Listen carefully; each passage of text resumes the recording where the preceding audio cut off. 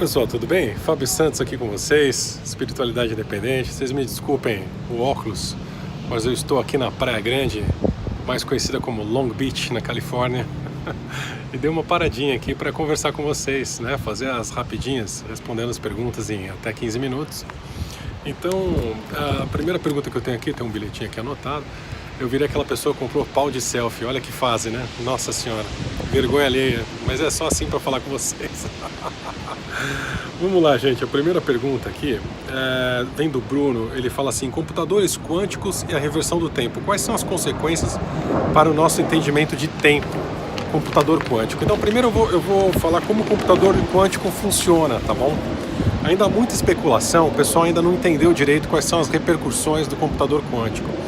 O computador quântico, na verdade, ele usa o princípio. Vamos falar do computador normal. Então, o computador nosso normal que a gente tem em casa, ele usa o princípio binário, ou seja, 0 e 1. Então, para o nosso computador, qualquer resolução de problema é um ou outro, né? Digamos, é 8 ou 80, é sim ou não, tá? Então, quando ele vai resolver algum problema, quando ele vai fazer algum cálculo, ele vai do ponto A ao ponto B, depois ele volta para o ponto A, ele vai do ponto A para o C, depois do A para o D, o A para o E, né? Uma vez de cada, tá? Para ver todos, mas isso muito rápido, né? Obviamente, dependendo do processador do computador e tudo mais. De uma forma bem simples, estou explicando, tá? A diferença básica para o computador quântico é que ele, de uma vez só, caminha todas as possibilidades possíveis. Então, enquanto o computador normal está indo de A a B, A a C, A a D, A a E, o computador quântico já foi de A a todas as letras de uma vez só e já achou a melhor solução e já trouxe ela para você. Então, ele é muito mais rápido. Além disso, tem outras implicações também de armazenamento de dados, de segurança e tudo mais, que a gente não vai entrar aqui em detalhes. Mas as pessoas ainda estão descobrindo o que o computador quântico está trazendo, né? Então essa questão, eu sei essa pergunta aqui do nosso querido amigo Bruno, de uma reportagem que diz que o computador quântico conseguiu voltar ao tempo e tudo mais.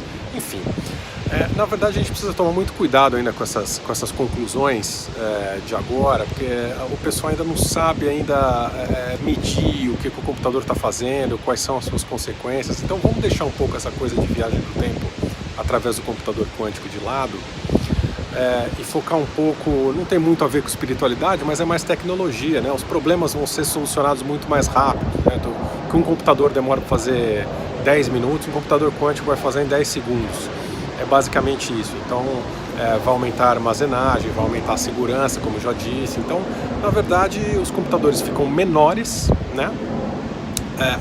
Menores ainda do que já estão, e mais rápidos, mais eficientes. Então, na verdade, é isso, tá? Na questão de viagem do tempo e tal, vamos deixar isso um pouquinho para depois, tá bom?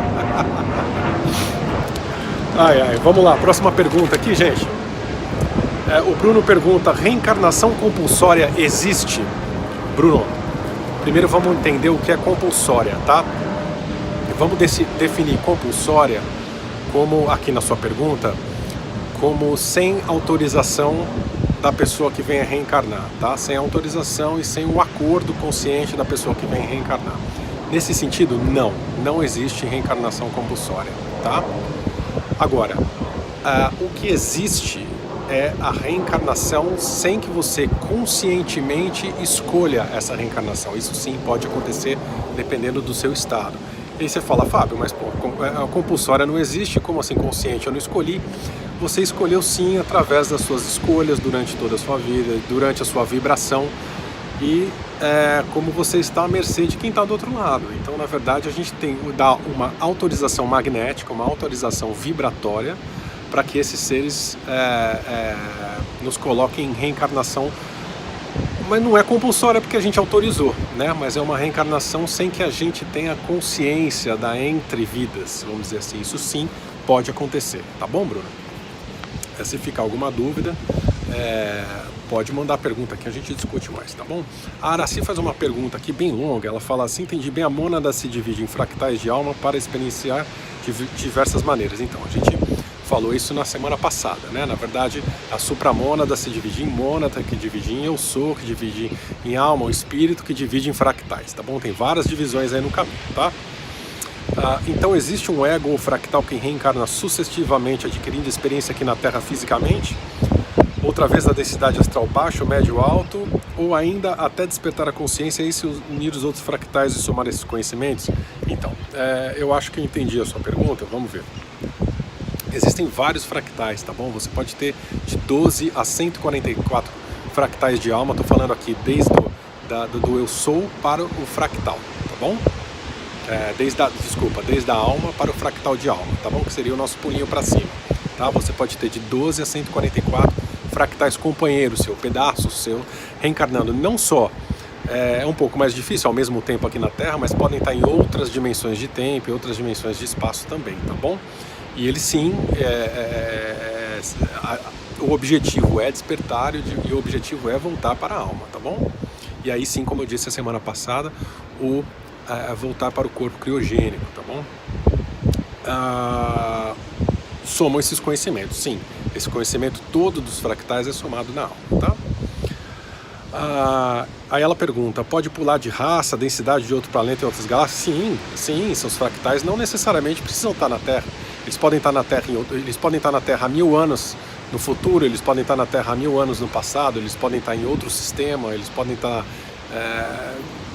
em diversos lugares, tá bom? Sem limite.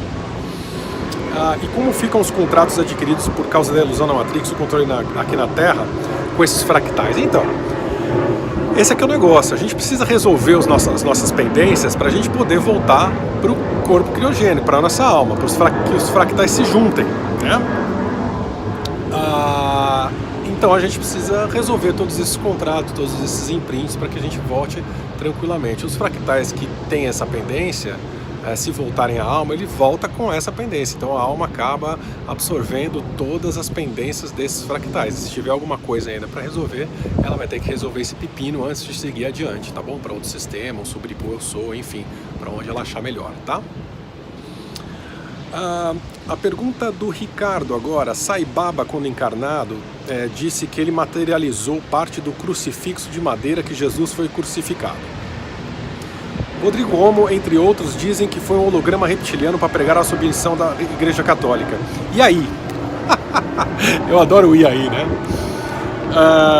Ricardo, meu querido, e aí você decide. E aí você pesquisa, e aí você vê o que você acha que faz mais sentido para você. Você acha que faz sentido o Sai Baba materializar pedaço da cruz de Jesus? Você acha que ele foi crucificado? Ótimo, seja feliz. Eu sei que você está perguntando a minha opinião.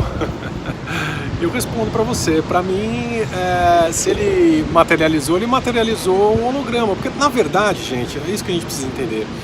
Uma mentira contada várias vezes vira uma verdade. E aí eu vou explicar. Todo mundo ressoando com Cristo crucificado, é criado um holograma de Cristo crucificado. Vocês estão entendendo? Essa é a cocriação coletiva. Não quer dizer que isso realmente tenha acontecido, mas esse holograma existe. Jesus Cristo crucificado existe como holograma. Tá? Isso não aconteceu. Mas como holograma foi cocriado, porque tem tanta gente que acredita nisso e vibra nessa frequência e cocria isso, que acaba acontecendo. Vocês estão entendendo? Então, se ele materializou alguma coisa, ele materializou parte desse holograma. Tá? Espero que tenha feito me entender, né? E aí a Fátima pergunta, para encerrar hoje, fale sobre hologramas espirituais. Eu falei um pouco sobre isso. Então, na verdade, os hologramas eles podem ser criados por nós mesmos, né? Eu acabei de dar um exemplo. Uma mentira contada várias vezes vira uma verdade, né? Esse holograma pode... Deixa eu andar aqui, não vou cair na areia, né? Esse holograma pode virar verdade, mas normalmente esse holograma é colocado nos laboratórios dos astrais enquanto a gente está entre vidas, tá? Na verdade, para resumir um pouquinho o que são hologramas, são memórias de vidas que não existiram, são memórias de coisas que a gente não fez, mas são implantadas, como um computador mesmo, né? Aproveitando a pergunta do computador quântico, imagine um programa, um vírus, enfim, um arquivo que é colocado na sua memória sem você ter vivido, sem você ter criado. Colocam no seu HD aqui, né? É isso. Então o que a gente tem que fazer? A gente tem que deletar esses arquivos. E como a gente faz isso? Com a ajuda dos nossos queridos amigos do astral, nossos guias, né, que podem ser nós mesmos do futuro voltando para nos resgatar. Então é assim que funciona. Se você quer livrar dos seus hologramas, primeiro, foque no presente, reto viver, reto agir, reto pensar, e peça para os seus guias, tá? Existem guias especializados, comandos especializados em separar vidas reais de vidas holográficas. A gente não consegue ter esse discernimento, tá bom? Espero ter esclarecido.